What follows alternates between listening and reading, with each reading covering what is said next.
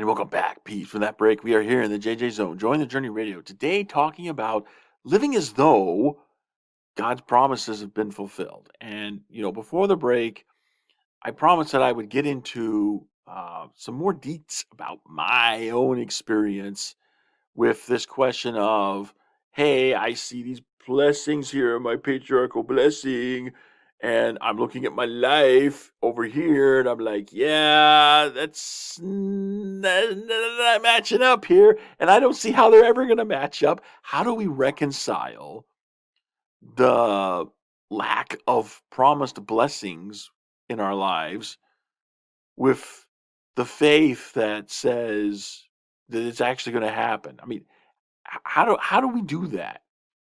Um, I'll talk to you a little bit about my experience with that. I mean, because I struggle with that, but as I was mentioning in the last section, where like the Lord's been taking me on a journey.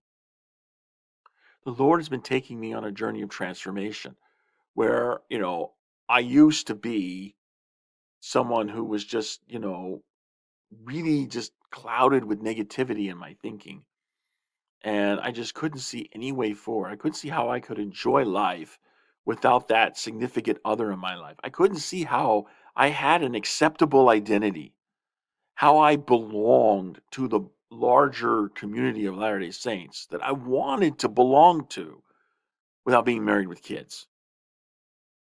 And it's a trap that I think a lot of Latter-day Saint singles fall into. And it's one that we can avoid if we understand the principles that we talk about here on Join the Journey Radio, for extracting joy out of your life, no matter what your circumstances are. Remember, I've said this throughout the program, I'll say it again. I'm just as single today as I was when I came home from my mission more than 2 decades ago.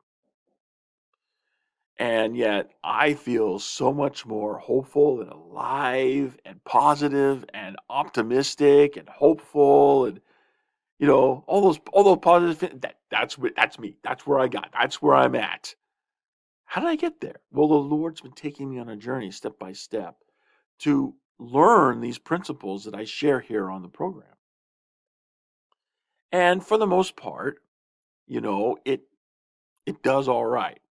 But I have noticed that once in a while, this question of the patriarchal blessing comes up, right? I mean, the question rears its ugly head and, like a groundhog coming out from below the ground.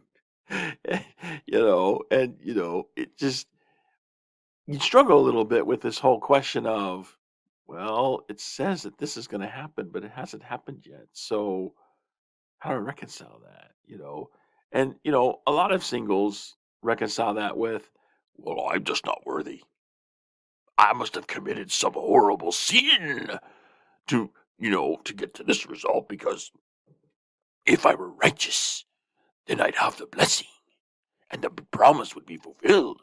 And the promise is not fulfilled, so therefore I must be a gross base sinner.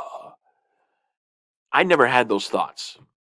I've never had those thoughts. Because again, the Lord's been taking me on this journey of transformation to get to the place where I'm at now. So I never really had those thoughts until like a few months ago with this latest episode, right? So it came to me, and you know, timing. I mean, hello. It's just like it's like when it rains, it pours, right?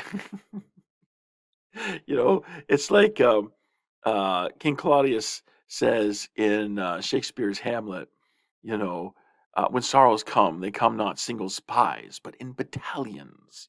When bad things happen, they tend to come just dump on you, right? And that was me last semester, right? I was getting dumped on from different sides.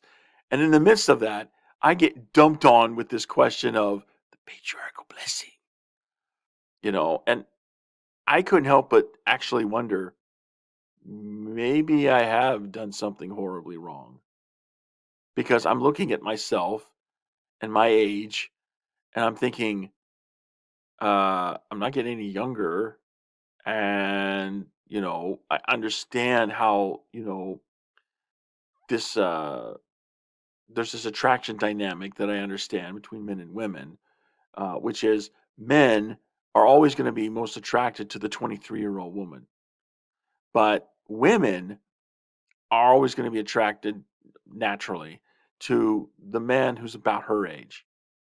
And so I'm thinking the women that are going to find me attractive are about my age, but there's no way that a woman that old is going to be bearing the children that will provide the fulfillment of what I see here in my patriarchal blessing. Because I'm seeing more than just, hey, you're going to get married in the temple.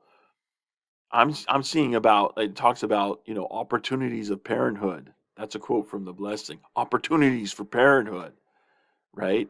And then it talks about like what my children and my posterity, right? So, what they're going to be doing in this life, choices that they're going to make in this life. And so, when I hear stuff like, well, we have to understand that patriarchal blessings are eternal documents, and sometimes the fulfillment comes in the next life. I'm like, that's fine. I'm not criticizing that at all. I'm just saying that doesn't apply to me because the language that's used when you look at it, right? When you look at my patriarchal blessing and you look at the actual specific language, it's unambiguous, right? It's not like it's up for interpretation. It's like, well, maybe it could be this way or maybe it could be that way. You know, it's like, no, it's pretty straightforward. This is how it's happening. It's pretty unambiguous. So I'm looking at this and thinking, there's no way that a woman is going to be most attracted to me. Is going to be about my age because that's the way women are. They're naturally attracted to men that are about their age. That woman of that age is not going to provide me the children to do the things that are spelled out here in my patriarchal blessing that my children are going to do. So how does this happen? And I was reaching, I guess what I'll call an Abraham moment. And it was really, really rough. And I really had to like reach out to somebody and find somebody who I could talk to kind of reorient myself. And that's how I got through it. Okay. So, because that helped me to reorient myself. And then the Spirit could come and teach me and give me the, the peaceful promises I feel inside right now. I feel the truth of those promises. I still have no clue how that's going to happen. Right. I have some idea of how it could happen, but I don't know how that's going to play out. I have no clue. And yet I feel a quiet confidence inside. Hey, I got you, buddy. I got you six. Just keep moving forward. That's we can all reach that point. We can all reach that point in our lives. I'm looking here at the clock and seeing that we're just about out of time. So, I would just want to leave you with that testimony that if you're struggling with this question of, how does this patriarchal blessing unfold for me? There is a way out of that struggle. There is a way to where you can reach a place of faith and confidence in the future and what's going to happen. And I testify God will keep every promise that he makes.